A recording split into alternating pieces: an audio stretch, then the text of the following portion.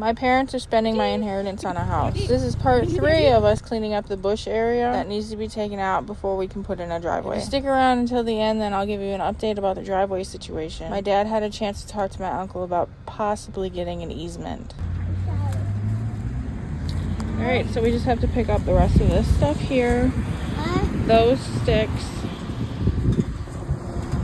And then there's just this little bit left here. And that's it. And then we're done with this area and we can move on to the next.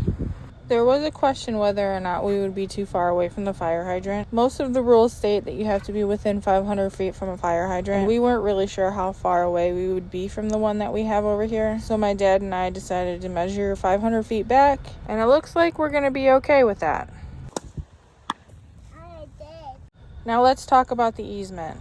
First, let me explain what an easement is. Basically, it's a legal agreement saying that someone can use a small portion of your land. Whether that's for a driveway or, for example, my current house has an AT&T box in the backyard. Whatever. Currently, there's only 60 feet between the edge of my parents' garage to their property line. And the township is telling us that we need 80 feet, which is fine if that's actually what we need, but we're questioning whether that's even accurate. But either way, we talked to my uncle, who is my parents' neighbor on that side of the house, and he said that we can have it if we need it. And that took a huge weight off of my chest.